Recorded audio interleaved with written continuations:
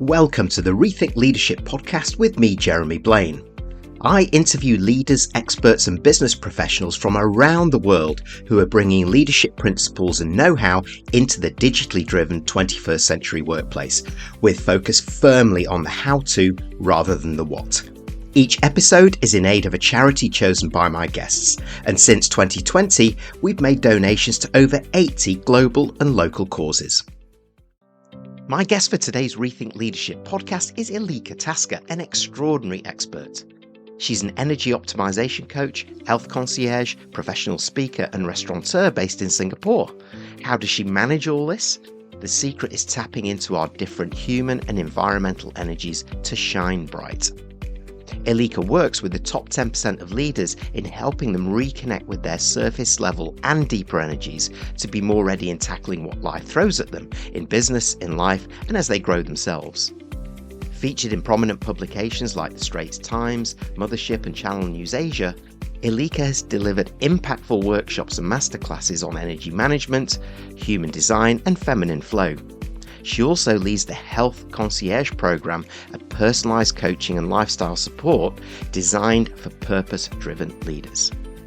We're proud to make this episode in aid of Dementia Singapore, the country's leading social service agency in specialised dementia care, caregiver support, training, consultancy and advocacy. Elika, thank you so much for joining me. Please introduce yourself, your expertise and your passion as a purpose-driven leader. Oh, thank you, Jeremy, for having me. So I work with business leaders, entrepreneurs, companies that want to prioritize energy as something that's very valuable for optimal well-being and harmony in their life. So what makes me super passionate is the impact that it has when you give somebody an insight and that changes fundamentally how they view the world. Can you define, so before we get into this, can you define what you mean by energy?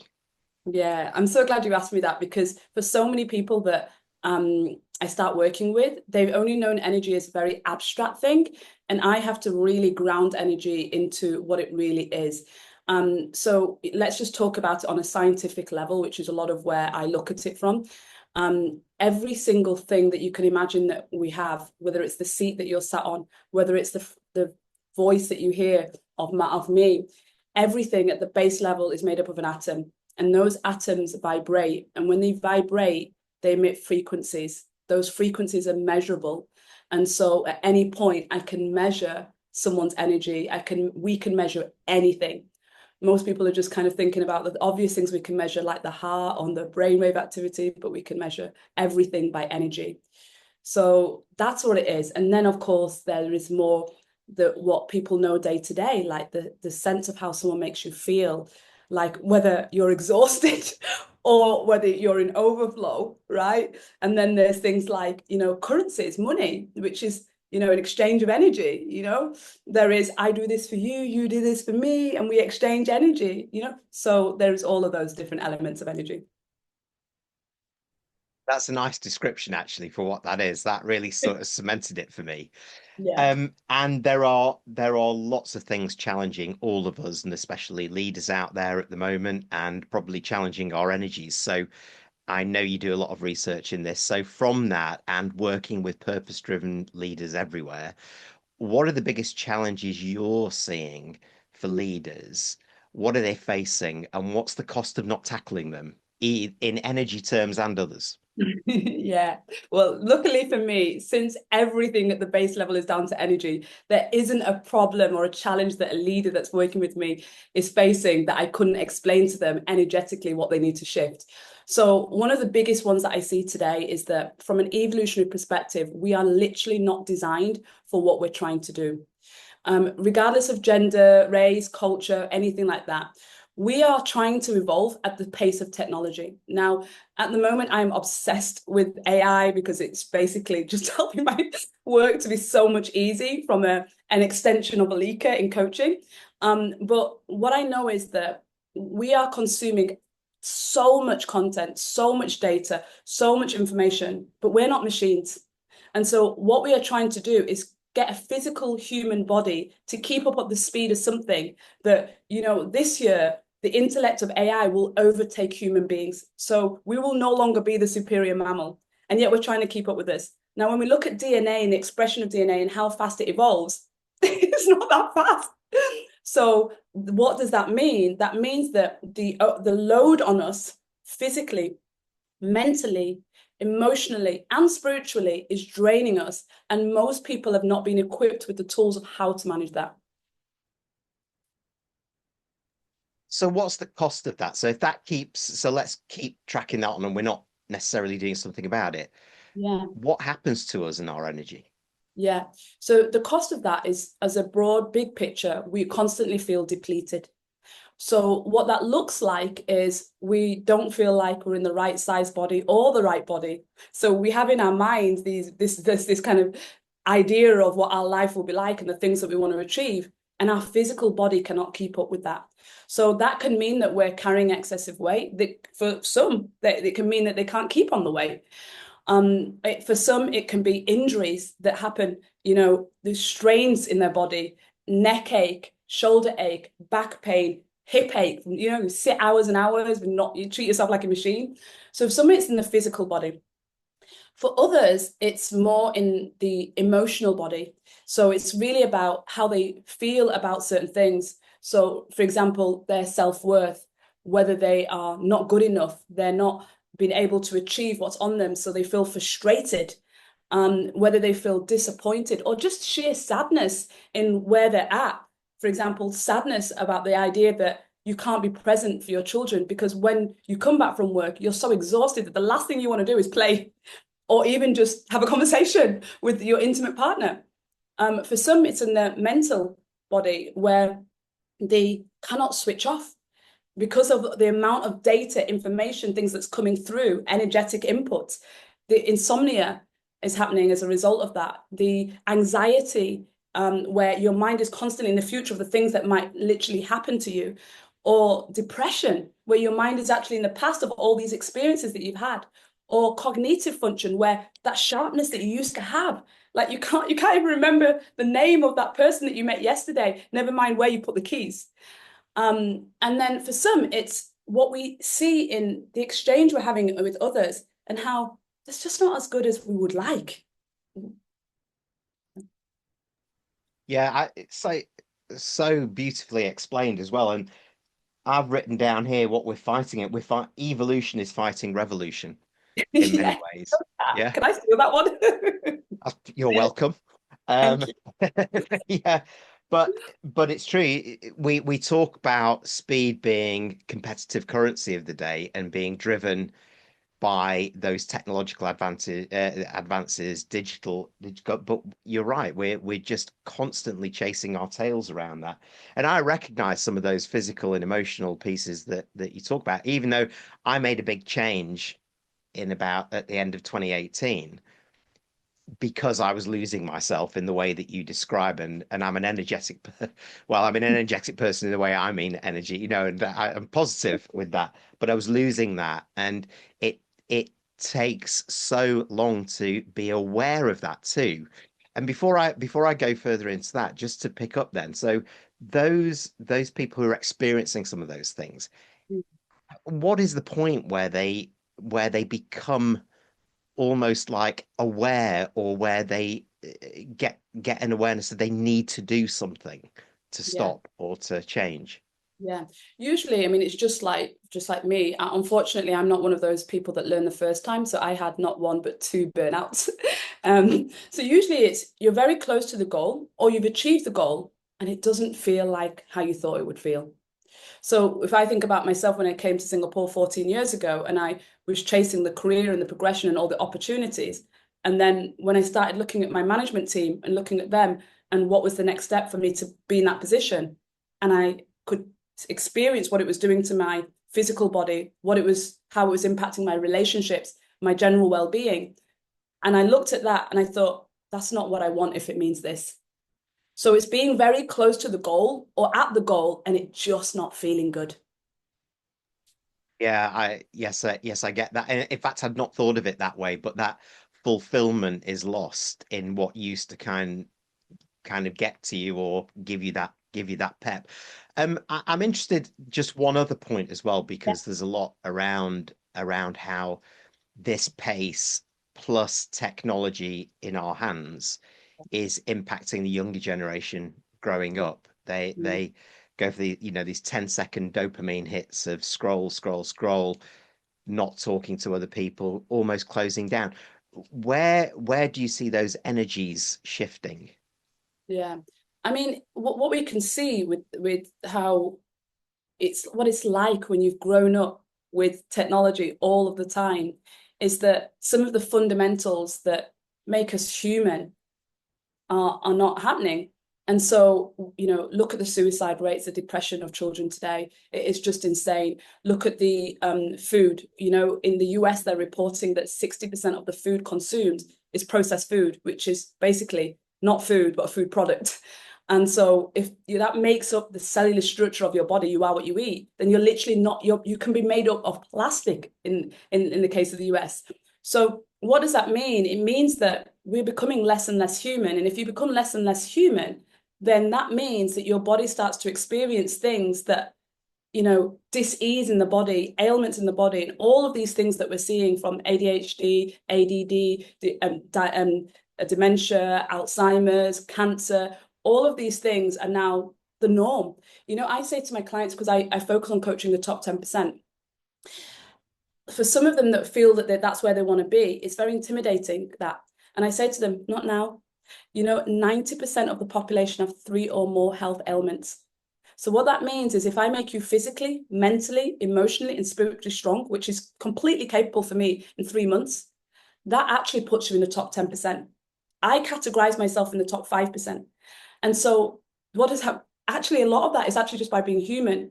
So I look at the children and the new generation just coming through, and I think if they have the right parent that's been through and done a lot of the inner work on themselves, not just the physical work, then they can be set up and be prepared. But if they haven't, and that person's on the roller coaster of life, just going through aimlessly, just consuming and being told what to do and just following, wow, I cannot even explain. And we know, let's be honest, that as mammals, we have survived ahead of all of the mammals because of survival of the fittest. But right now, we literally are in a race for the survival of the fittest. Yeah, it's I keep going back to something you said before. Yeah, we're becoming, or many are becoming plastic people, sort of imitations of what we should be, really, in many ways. So let's flip this over now and think, right, Yeah, what can we do? And let's get back into business. And one thing that has certainly shifted over the last 5 years is that we've been focusing a lot on employees, on well-being in the organizations, but we've not really looked up the line to leaders who are dealing with so many transformational moving parts now that their energy is in danger of being sapped. And I'm talking about capable leaders here as well. yeah, So, so the $64,000 question, Elika, is how do we help to rebalance those leaders in yeah. work and, of course, for themselves outside it, as you talked about, so that they feel renewed, re-energized, able to tackle all of those things on their agendas in business, and of course, when they come back, like you were talking before, to play with the kids or go and do something fun. Yeah. Well, look, listen, the answer to that, let me give you the background to what's happening so that you can see what they need to do. So if we just imagine something that's difficult for so many of us, that we were also mammals living on the land. We weren't living in concrete buildings like we are now. We were all on the land. We were all working on the land, feeding on the land. That's how we were designed. Every part of our body, genetically, our brain, our organs, everything, our muscles were for that. And so what happened is men came off the land first and they built buildings, factories, right? And we went through this industrialization period. And at that point, women were still looking at the land, at least taking the food from the land and preparing it. But they joined the workplace next. So that's why I like to say for women, the men will build their workplace for them. No wonder you're struggling. But so then we go into post-industrialization. And what we think that happened there is that we can see that as a leader, what made you successful was your wisdom. If I knew a lot, had a lot of information in my head, was more so-called intelligent, right? Intellect, then I could manage you as a factory worker. I could take over you. I was the more powerful one. So that hierarchy became. And so what we then did is we put a lot of weighting on intelligence, on mental intelligence, on IQ. And so that became the hierarchy. People wanted more and more qualifications. Certain people already got that tick for the qualification, lawyers, doctors, dentists, they all got that. And everybody else was like, well, I need to do more. So we put them through the education system constantly. And then you see a break away from that. And the break away from that is you start to see, hang on a minute, Richard Branson did pretty well. Elon Musk is doing pretty well. And we start to see all these role models that appear that didn't seem to work in that system. These kind of black sheep that went against it and then still managed to find their version of success. And then we start looking at them and going, what do they have that we don't have, or we have that we're not using? And this is where we understand what I think, to answer your question, what we need today. We need to understand that what got us here is not what's going to get us there. So the IQ and our intelligence is 33.3% of the intelligence of the human brain. And where is the other intelligence coming from? Well, I like to train all of the leaders around the head, the heart, and the gut. Okay, so this is the work of the Heart Math Institute that are bringing out some amazing research that talk about heart coherence. But the brain is something that I say to my leaders that you need, but it's an encyclopedia. So go flick in the pages and find out the wisdom that you got from all of the experience that brought you here. But that's all it is. It's an encyclopedia. Your heart at every moment being the largest magnetic instrument in your body. What is a magnet? Brings things towards you, makes it so much easier when things are coming to you rather than you having to go get it, right? So your heart, when you actually tune into how do you feel about something? Do you feel sad? Do you feel excited? Do you feel frustrated? Do you feel anger? These are all signals from your body, or as I call emotions, energy in motion, energy moving through you. So the heart has such a wisdom. And then the gut, that's our primal brain. That's that one where you go, oh, I sent something off. That gut instinct, those butterflies in your stomach when you're going to stand on stage in front of thousands of people that resembles when you were going to get speared. That's that primal brain. So leaders today that can only use their minds, their intellect, their strategies, their textbook theories, these leaders did very, very well in passing examinations. We need more than that. We need heart-to-heart connection, and we need instincts that intuitively make you be able to make a decision in the moment based on what is around you and not what's in the textbook. Yeah, I like that. With my simple brain, I've noted that journey down as the journey from IQ to MEQ, and that Oh, I love MEQ that. is that combination of IQ, emotion, the gut, and the other part of the heart as well, the attractiveness, if you like, Yeah, that goes with it, and yeah, that energy. That really speaks to me, and I yeah, understand that from a personal journey perspective as much yes. as anything else. Um, so thinking about that, so for those tuning in who are feeling right, I kind of get that movement. What are the benefits of getting it right for those that buy into this, Yeah. for others that they work with, and for their organizations? And any examples you got would be great. Yeah. So the biggest is that you use less energy because you're using your energy efficiently. Things happen to you with more ease and flow. There is much more harmony. So what does that look like? Physically, if you're having to be that person that has to run around over town and do all these meetings back to back and race around, because if you're not physically there with people, things don't happen, then actually, when you are way more in tune with yourself and have a bigger impact on people, you physically don't need to do as much. It's really interesting, right? And then when we look at like how we make people feel, so when we are in tune with ourselves, how can you be empathetic with someone if you can't even feel your own emotions?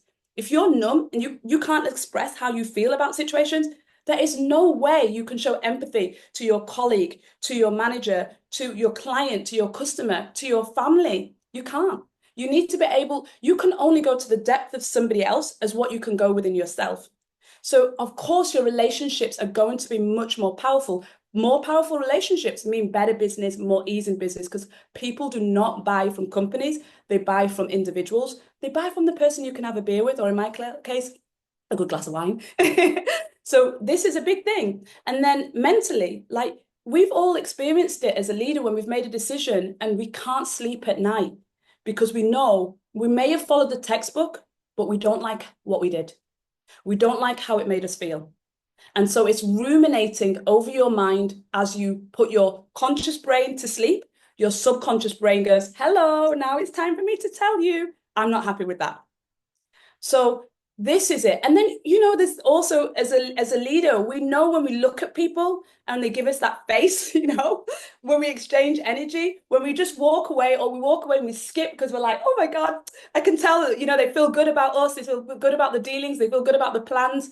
And so we want to feel that exchange of energy. So these are all the benefits that we get to have that basically create harmony personally and professionally because we're using energy as our most valuable currency. We don't need to name names here, but what of those? Because you work with the top Yeah, leaders. So absolutely. Yeah. for those that you've worked with, what are the differences that you've seen as an example in some of these leaders that fully embraced this journey with you and have now found themselves again? Yeah, I mean, and it's just so beautiful because I have all spectrum of clients, all industries, all races, all cultures. And it's amazing because one of the biggest pieces of my work is to actually rewire their brain, to upgrade their software, is what I always say, because their software has glitches. And so when they come with their limited beliefs, I'm like, well, that's really interesting because X, Y, and Z in this industry seems to manage fine with it. So the current one is, the Singapore market, like that's the current one at the moment. And I'm like, okay, we're all here for opportunities. So what I've seen is that regardless of the industry, and if I think about, let's just talk about some of the last few clients that I've worked with. So, I've worked with an ambassador. So if I think about the role of being the representative of her country in a completely another country with the pressures of the eyes and the energy and all the taking that can happen. I've worked with someone that has run a business for over 20 years in advertising and is an absolute pillar in her industry, seen it, but at what expense? I've worked with a mom returning back to work that had lack of confidence, but was in a VP position previously. And so was that. I've worked with someone that went from being the main manager in a business to being able to buy the business and wanting to have the confidence and clarity. So what is the thread that binds? Is that your question? What's the thread that binds them together? Is that the question? What's the thread that binds them together? The benefits that they're realizing from Yeah. it. Yeah. So the benefits that they realize is very clear. Confidence and clarity. If you know who you are, what you're here to do, and how you're here to do it, you are going to use your energy so more efficient. You're going to immediately go, hang on a minute, that's an energy drainer for me, and that is an energy giver. I'll go to that person. I'll do this thing. I'll do that. And they come in so many different shapes and sizes, energy drainers and givers, right? But having the confidence and the clarity on what that is, you can't pay for this.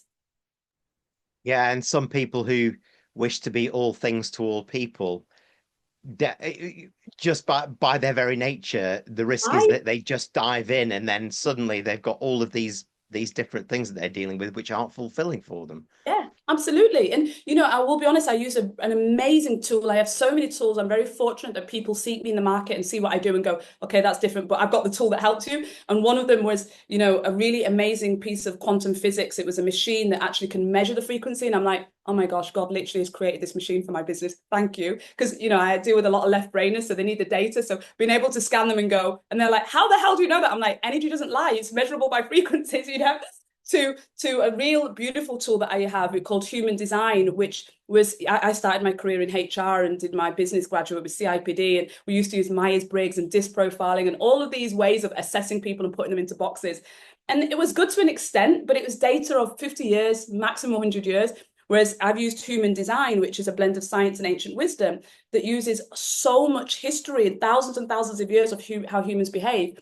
And so with that, it's a tool that I can use to really go, okay, this is how you do your marketing. These are your superpowers. This is how you are designed by your energetic buildup. This is what literally at a cellular level you came here to do. This is the thing that you're here to speak about. It's just so beautiful to be able to give somebody that level of clarity as a guidebook of who they are. And I'm curious actually, Mm. is there a gender bias to this in terms of energy loss or energy gain or regain? Yes, is the short. I think, sometimes on the gender thing, maybe because of what I do and because I look at people at such a deep, unique way through using their human design, sometimes I think we can go too extreme on the gender thing, to be honest. But what I will say is, from a biology perspective, yes, there is. For example, men have a minimum of 8 times more testosterone than women. So what that is that's your drive, that's your motivation, that's that get things done hormone. Now, women also would run to a biological clock that's different. So the workplace was built by men for men because it was built for the 9 till 5 or the office hours or the factory hours.